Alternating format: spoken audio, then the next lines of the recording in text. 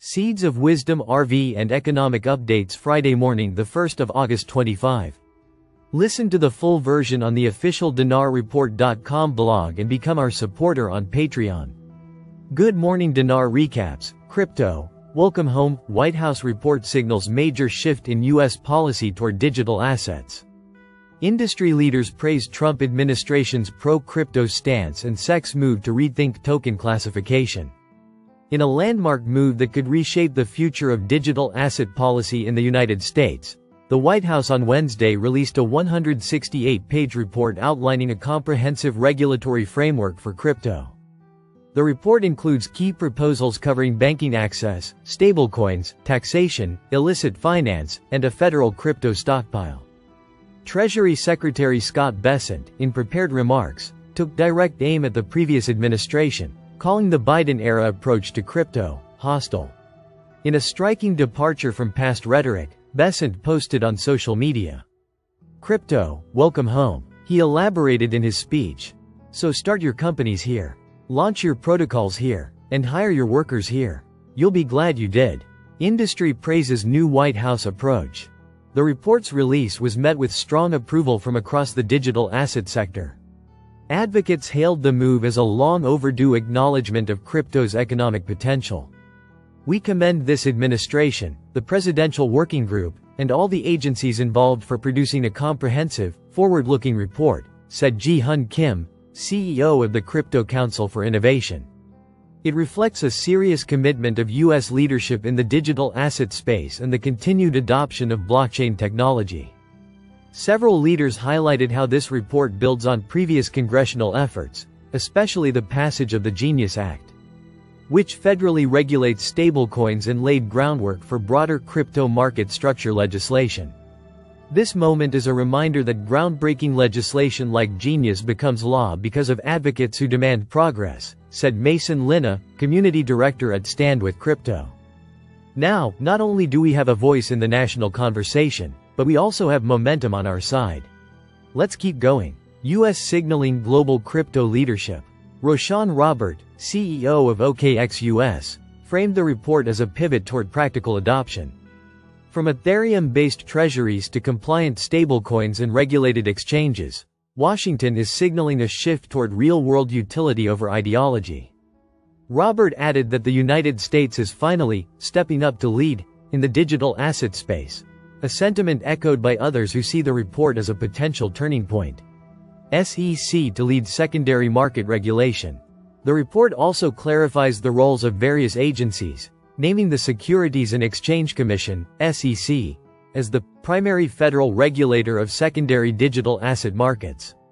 On Thursday, SEC Chair Paul Atkins acted on the recommendations by launching a new agency initiative called Project Crypto. Atkins said that Commissioner Hester Pierce and her task force will begin developing proposals in line with the White House's framework. He also committed agency staff to draft new rules around crypto distributions, custody, and trading, subject to public comment. "The biggest headline is that most tokens are not considered securities," said Nick Puckrin, founder of Coin Bureau. "That's a huge shift from the SEC's previous stance. Regulatory philosophy. Support innovation, protect rights." Atkins emphasized a regulatory posture that distinguishes between centralized schemes and on-chain software systems, including DeFi protocols. He pledged that developers and users will not be burdened by duplicative or unnecessary regulation. At DeFi Education Fund, "We sincerely appreciate his acknowledgement of the American right to self-custody," said Amanda Timonelli, the group's executive director. "He understands that regulating DeFi requires a nuanced approach, and that's exactly what we need." He understands that regulating DeFi requires a nuanced approach, and that's exactly what we need. A new chapter in U.S. crypto policy?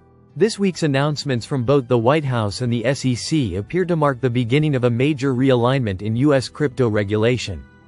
Once viewed primarily through the lens of enforcement and national security, digital assets are now being positioned as strategic infrastructure, with the government encouraging builders to innovate on American soil. While the details of future rulemaking remain to be seen, the tone has unmistakably shifted. In the words of the Treasury Secretary, crypto is finally being invited home.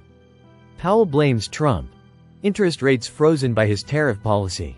Federal Reserve Chairman Jerome Powell made headlines this week by placing responsibility for stalled rate cuts squarely on the shoulders of President Donald Trump, whose tariff policies are injecting instability into the global economy. While markets were bracing for a policy pivot in 2025, Powell made clear that any such move remains on hold, not due to inflation, but due to Trump's economic tactics. "I think that's true," Powell stated bluntly when asked whether interest rates would already be lower without Trump's recent trade measures. That single sentence landed like a thunderclap across Wall Street.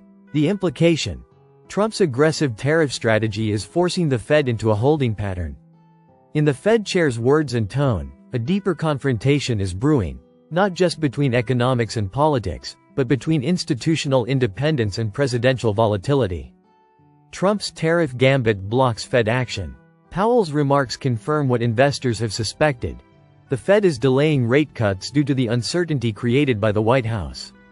While inflation has eased and the broader economy shows signs of fatigue, the central bank refuses to budge, citing Trump's aggressive trade posture with key global partners. "They've made abrupt decisions," Powell alluded, adding that these create a climate of instability. The renewed economic nationalism, dubbed by some as the return of Trumpian tariffism, carries high costs. From Beijing to Brussels, retaliatory whispers are already echoing across trade ministries, and central banks globally are watching to see whether the U.S. Fed can maintain autonomy under executive pressure. Powell versus Trump. Personal history, policy collision. The drama isn't just institutional, it's personal. Trump appointed Powell in 2019, but their relationship quickly soured.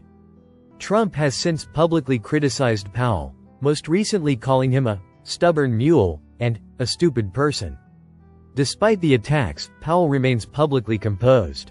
But make no mistake, the Fed chair is quietly reasserting his role as guardian of monetary stability, refusing to be rushed into rate cuts that could unleash unintended consequences in a politically charged environment. Crypto in the crossfire. Bitcoin and stablecoins react. The standoff has spilled into the digital asset space. Bitcoin fell 1.3% on Tuesday, as Powell's comments and Trump's unpredictability weighed on market sentiment. As long as rates remain high, liquidity becomes scarcer, and cryptocurrencies suffer, analysts warn. In a telling shift, Powell also acknowledged that the Fed is supporting stablecoin legislation, suggesting that while it holds the line on rates, it is not opposed to financial innovation. He noted a significant change in tone on Wall Street toward crypto, indicating the sector's growing legitimacy in monetary policy discussions. Balancing act. The Fed's independence under fire. Trump's tariff policies aren't just economic tools, they're electoral levers.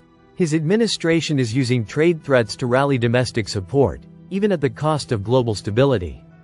The Fed, in contrast, is forced into cautious restraint, maintaining high rates not because it wants to, but because it must wait for clarity.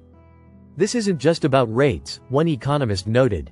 It's about whether U.S. institutions can withstand politicization during an election year.